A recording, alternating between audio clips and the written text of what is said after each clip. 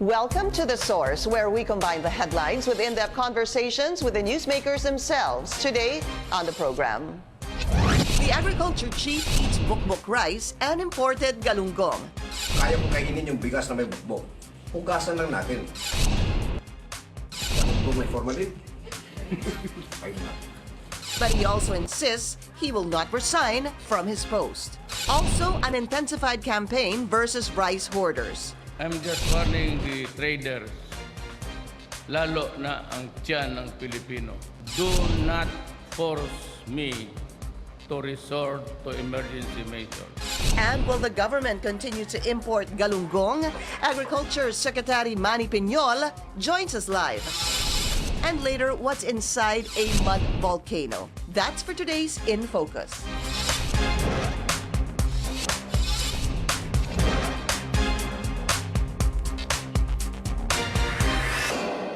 Thank you for joining us. I'm Pinky Webb. President Rodrigo Duterte sees no reason to fire Agriculture Secretary Manny Piñol and National Food Authority officials over the country's rice crisis. Aside from high prices, some rice imports were found to be infested with weevils or bukbok. Mr. Duterte also rejects the proposal to legalize rice smuggling. Meanwhile, both the House of Representatives and the Senate seek to probe the rice crisis. Let's go straight to the source of the story. Agriculture Secretary Manny Piñol. Secretary, welcome again to the show. Maraming salamat po sa inyong oras. So, the President saying that there's no need to fire you nor the NFA. Your reaction on that, sir? If the President feels that I'm of no use anymore to his administration, I will be happy to leave. But I'm a fighter, Pinky. You don't quit in the middle of the fight. And people who are suggesting that there's a rice shortage are simply wrong. There is no rice shortage.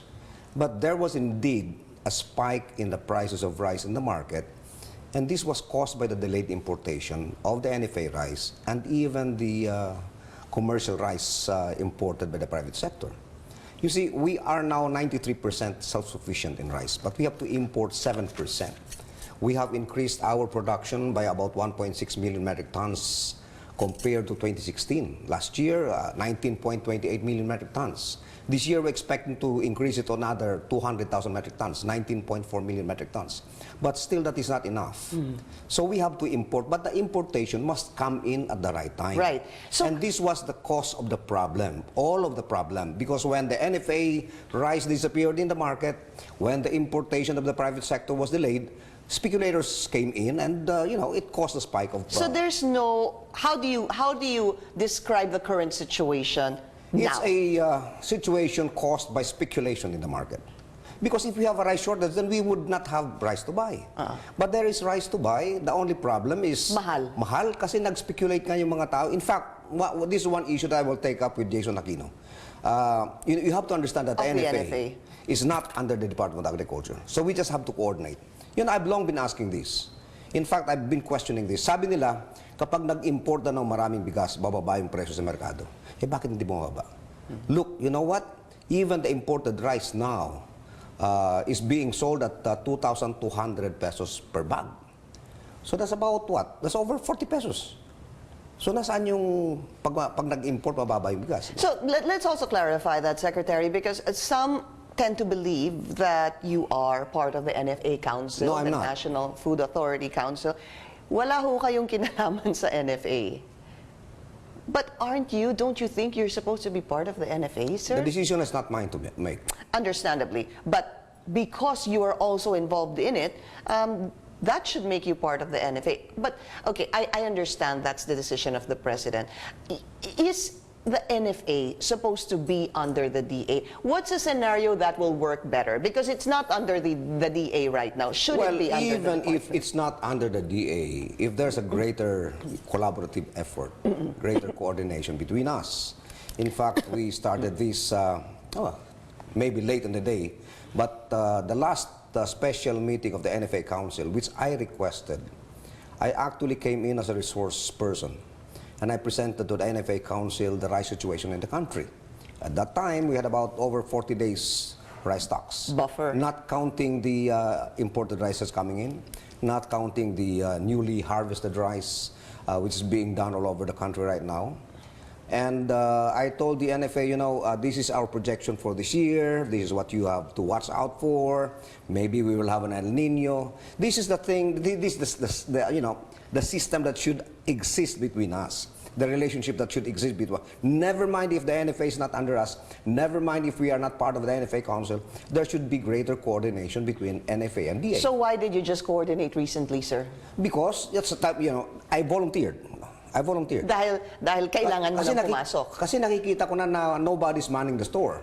So sabi ko, in fact, it started with the Zamboanga rice crisis, the Sambasulta rice crisis. It was August 13, and somebody called me up from Zamboanga. Sabi na wala ng NFA rice sa Zamboanga, tumataas yung presyo. And so I 70 pesos per kilo. I called up Secretary Bingbong Medialdia, and I said, Bong, I have to go to Zamboanga. Pardon me, but I have to dip my finger into this because nobody's handling the situation. So I went there and I checked I brought along Aquino with me, Jason Aquino. And we went to the market. Indeed, hindi naman 70, mga 60. Well, that's what's coming out in, No, I in all was the there. reports, sir. No, I was there. I saw the market. Okay. I went to the market. Baka pag kayo, iba. Hindi naman siguro. Sometimes we tend to exaggerate things. No, okay. Let's put it, you say 60. Okay, sir? Yeah, that's still high. Reports say 70. Frankly, sir, that's 10 pesos. I know that's a big amount, but does it matter? Because 60 it doesn't pesos really per matter. kilo It is too doesn't much. really matter because what is supposed to be the price should be about 40, 44 pesos. Indeed, wala naman nagko-question na talagang tumaas yung presyo. What happened in Zamboanga, in Zambasulta area is totally different from what we have right now. Yeah, I know. You were saying that you want to isolate that. Yes, because sige. this is a different story. Now, Okay. here is the story. Zambasulta stands for Zamboanga City, Basilan, Sulu, and Tawi-Tawi.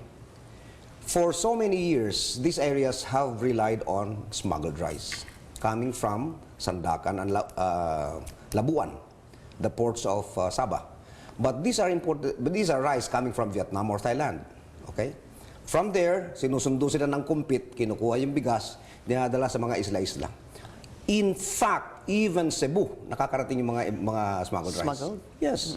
So, noong nawalan sila ng bigas kasi pinasara ng Malaysia yung port, naubusan sila ng bigas because the rice sufficiency rate of these areas is only 10%.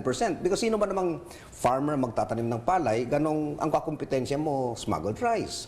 Even the traders gave up on the business because they said, we cannot compete.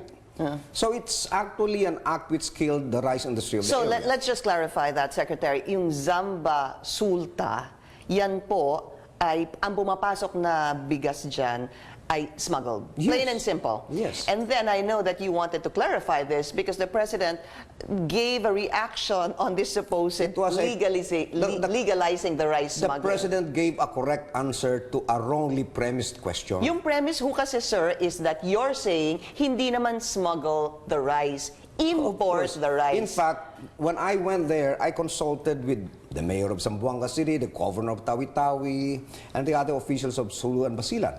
And I said, we cannot allow the smuggling to continue. Even if it's stopped right now, we cannot allow that to continue because it will also hurt the farmers of Mindanao. Kasi pagdating ng murang bigas, tatamaan yung farmer. Sabi ko, why don't we do this? I will propose to you the establishment of a rice trading center. Anybody who would like to bring in rice must have this covered with import papers. They have to go through quarantine inspections.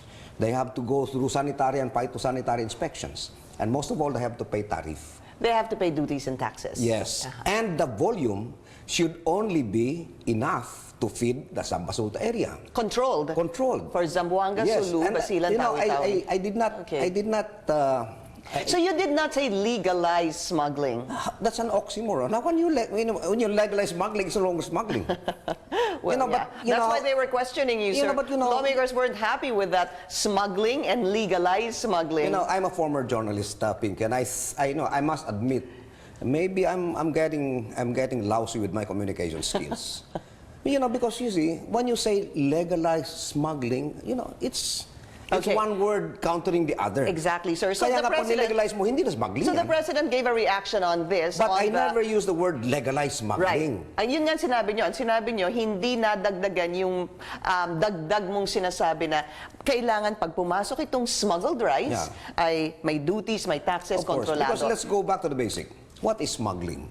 Smuggling is when you bring in valuable goods into a country, avoiding and evading the Illegally. payment of tariffs and duties. Right. Now, if you bring in rice from the outside, you pay tariff. You go through sanitary and quarantine inspections. Is that still smuggling? So let's listen first to how the president reacted to this legalizing smuggling. Here's the president. The smuggling itself? No, of course not. That would be destructive to the economy. You'd put down on the market in turmoil. Smuggled rice unrestrained, that would promote disorder in this country. All right. The president Secretary, actually supported my reaction on that. position. Because smuggling of rice unrestrained will really cause turmoil to the rice industry of this country. And that was my position. So I said, when I presented this to the Economic Development Cluster, Secretary Sonny Dominguez was chairing it. Secretary Pernia was there. The initial reaction of Secretary Dominguez was, the Secretary of Agriculture is abetting smuggling. Excuse me, sir. That's not the point. This is the point. No?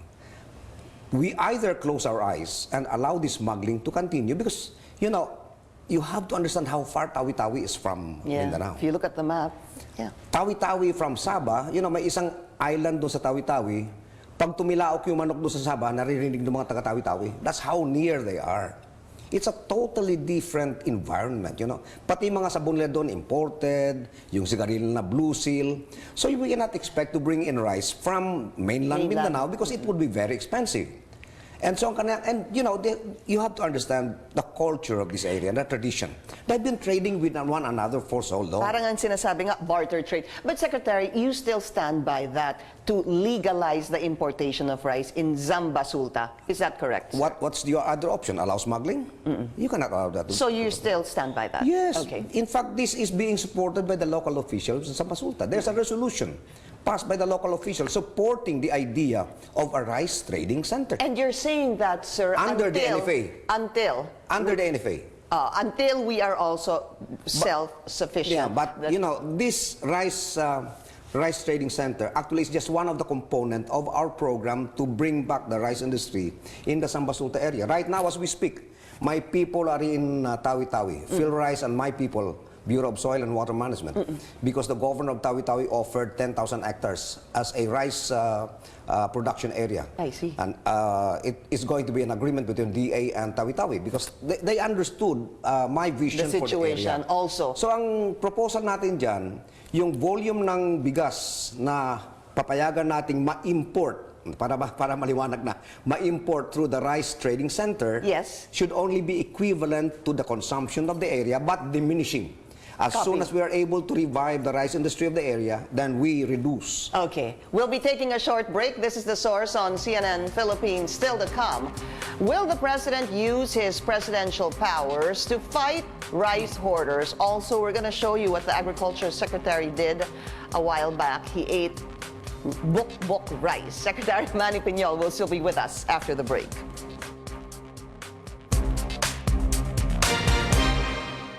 You're watching The Source on CNN Philippines. Our guest today, Agriculture Secretary Manny Piñol. Just to give us a clear picture, sir, sa Zambasulta, ilan ho ba ang consumption nila at ilan ho ba ang napoproduce? The consumption of the Zambasulta region per capita total is about 220,000 metric tons every year. And they are only producing 10% of that, 20,000. There's still an area there to be developed. In fact, Zamboanga, kinausap ko yung mga local leaders. Sabi ko, umpisa na natin yung rice industry nyo. You cannot rely on smuggling. Even if we import rice legally, you cannot rely on that because what if Vietnam stops delivering?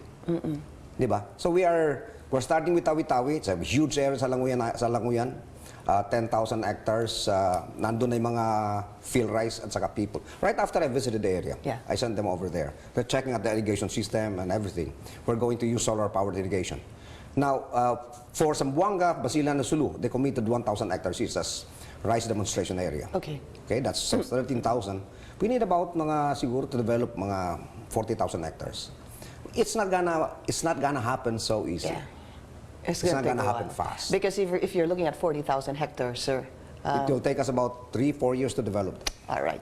Let's go back to the NFA, sir. You already made it clear that the DA is not part of the NFA, nor is it the NFA is not under the DA, nor are you the NFA chairman. Because I know you made that clarification telling some lawmakers, I'm not part of the NFA council, sir. Pero kayo humaharap eh. Let's put it this way, sir. How would you describe the leadership of the NFA right now? Jason Aquino of the NFA, is he effective? Is he not? What is going on, sir? You know, I don't want to wash dirty linen in public, especially among us. And I would like to leave that question to the NFA and the NFA Council to answer. Are you happy with how the NFA has been functioning? Well, I would describe it as an agency in limbo. Okay. And what about its leader? That's all. So, Ayaw ko na magkomentaryo kasi mahirap ma-misquote na naman ako. Baka magalunggong na naman to sa kamabukbuk. I promise you I will not misquote you. So it's an agency in limbo. But sir, sinamahan niyo po si Jason Aquino recently, hindi ba? At that time, nobody was handling the Samba Sulta crisis. I understand, sir, but some of the lawmakers are saying that it's time to abolish the NFA. My question is, should it be or can it still be effective, sir? You know, people will have to understand that the National Food Authority is the only WTO acknowledged and accredited trading agency of the Philippines. The problem with NFA, and I've been saying this all along, the problem with NFA is that it has been so focused on rice alone. And it is called the National Food Authority, sir. It is called the National Food Authority. In fact, if you were to ask me what its other function should be, dapat siyang magiging export agency ng mga produkto natin. Let's not leave it to our farmers. Dapat NFA naghahanap, just like Vietnam, for example. When they export the rice, they have Vienna food. Yeah, so for India, they export buffalo meat. So what is wrong? What is going on? I guess Hindi that's kasi the nga question, masyadong sir. naging focus lang sa bigas yung NFA. Well, they should be focused, sir. There is a problem with You know, this problem will come and go. This is a temporary problem, believe me. This is a temporary problem. This will disappear the moment, all of these issues are addressed. One, you just have to understand that the imports, it's like running a relay, a 400-meter relay. You have to be there when the baton is being passed to you. This was what happened actually in this importation. This was what caused it all. Sir, very recently during a House hearing on the budget, I believe of the NFA, there were two sides. It was the DTI and it was the NFA. Nag-usap po sila kasi sinasabi po ng NFA, we asked for rice importation October of 2017. And then the NFA Council, allegedly, sabi po ng NFA, binigay po yung permit was May. So kaya daw nagkaroon ng kakulangan. So kasalanan ho ba talaga ng NFA Council? If I were to believe that exchange of information during the House hearing, sir. You know, this president had to step in April 6 of 2018. He had to intervene and tell the NFA Council, you better approve this. So sino nagkamali dito, sir? I will not blame anybody. In fact, I will not even question the intentions and motives of the people who belong to the council. They have good intentions. Problem is, these are all technocrats. Land Bank, Central Bank. They have good intentions, sir, but a staple such as rice. Precisely. But they are not grounded. Yun lang problema, hindi grounded. Hindi na Sino bang hindi grounded? Si Jason Aquino? No, the council. The council, okay. Just to be clear on that, sir. So, okay, so what's the situation we're seeing in the next month or so? Because presidential spokesperson Harry Roque very recently said that they allowed the NFA Council, I believe, sir, there was an allowance given to import more on the minimum standard, sir. You know, the president has given instructions that the country must have a buffer stock of about 60 days. And if you do that, you need about 2 million metric tons. Okay? Tama ho ba yun, sir, in storage? Yes, in storage dapat. In storage. Di ko kasi sometimes, forgive me, I don't even know what 2 million metric tons is, sir. It's hard to kind of imagine that. Go ahead, sir. Hindi kasi ako personally, hindi ako agreeable dun sa buffer stocking system ngayon. Why? Because book value when they count the buffer stocking now, they say, okay, NFA meron siyang ganito karaming bigas. Private sector meron ganito karaming bigas. But they count the households. No? Sa household ganitong klase bigas. Assumed lang yun. That's book value. Ibig sabihin, look, God forbid, if a calamity would happen, can we possibly take out those rice being kept by the families in their rice bins? We cannot. So ang akin sana, buffer stocks should be physical inventory. Ibig sabihin na andyan yan. You can point to warehouse number 1, may 100,000. Makikita ko siya. Of course. Dapat ganun ng buffer stock. So again, babalikan ko lang, sir. Sinabi mo, you're saying there is no rice crisis. There is none. There is rice speculation. Speculation. Is there still speculation to this day? Well, it's waning actually. It's waning because the imported rice by the private sector starting to come in. And it's coming in, sir. And there was again an issue on some of the rice, imported rice coming in, yung infested po ng weevils or bukbok. In fact, what you did was, and there were a lot of comments on this, we're going to play this. The secretary, pinakita po niya yung bigas na may bukbok. Let's just show it on air, sir. Ito po yung kanin na pwede. Pwede kainin? Okay, ko sa inyo. Galunggong may formalin. Kainin natin. Walang formalin ito. Bigas daw, may bukbok, pinapakain na mahihirap. Ako, bakit? Anong problema? Kakainin natin to, walang problema. Hugasan mo lang. So yan po ang patunay na, you know, I'm walking the talk.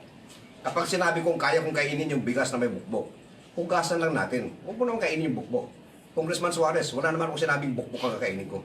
Ang sinabi ko lang, pwede pang kainin yung bigas na ginapangan ng bukbok kapag hinugasan mo lang. So, the story behind that is, prior to that, hinugasan niyo po yung bigas. Of course. Ako mismo naghugas, ako mismo nagsaing. Nakita ko. Look, pero ilang beses niyo hinugasan yung bigas? maraming bukbok eh. Maraming So, ilang talagang beses bukbok. mo Depende hinugas? sa dami ng bukbok. Well, look, here is my observation. You know, in this story right now, I discovered the huge social and cultural divide between the poor and the rich of this country. People were so scandalized when I said that pwede pang kainin yan. But for us, I was born to a poor family. Normal sa bigas na binubukbok kapag hindi mo tinabunan, hindi mo Nangyayari naman. Nangyayari That's your talaga point. yun.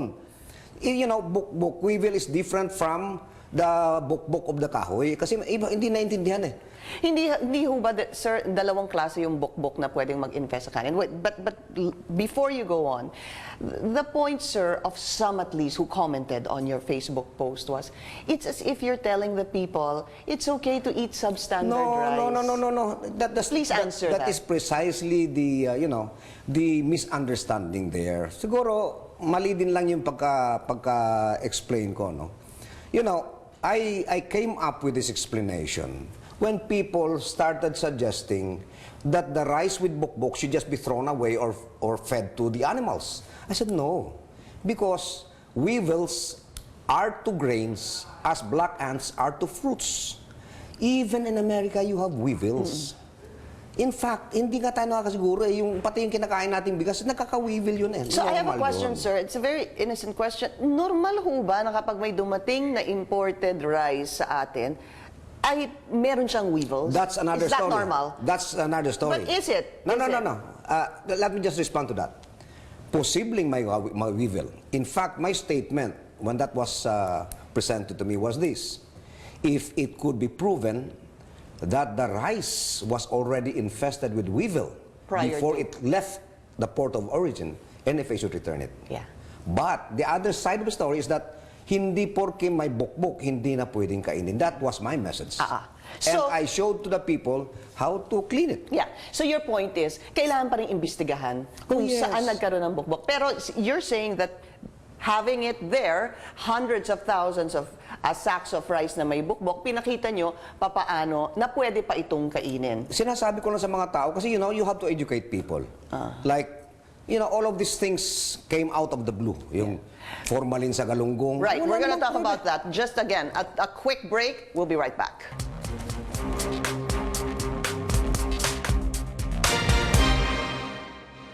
You're watching The Source on CNN Philippines. Our guest today, Agriculture Secretary Manny Piñol. So, sir, yun nga po, there were comments, sinasabi na, as if sinasabi niya, pwede na yan, kainin nyo na yan, or okay lang tayo kumain ng substandard na No, bigas. Okay. that's not the message. That's not the message you were trying to convey. You're saying it's still okay to eat this. No, I just showed people not to waste rice that was, infested by weevils. Okay. Sir, pag-usapan natin yung galunggong.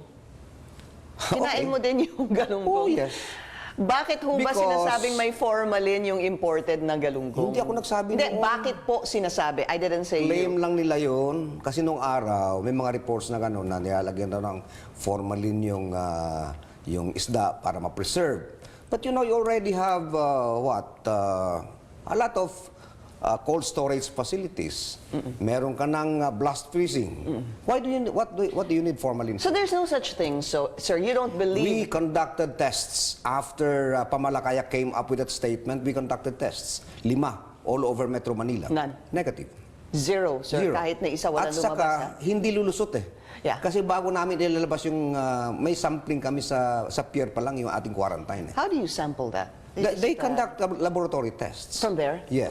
In the, sir, what about yung plans to Importation? import? Yes. Look, this is not something new. I don't want to sound like, I'm blaming the previous administration and I'm passing the buck to the other party. But look, the importation of galunggong started in 2012.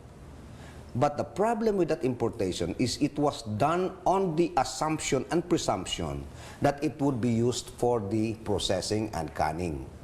Okay, problema dyan, lumulusot sa merkado. And the traders are the ones importing.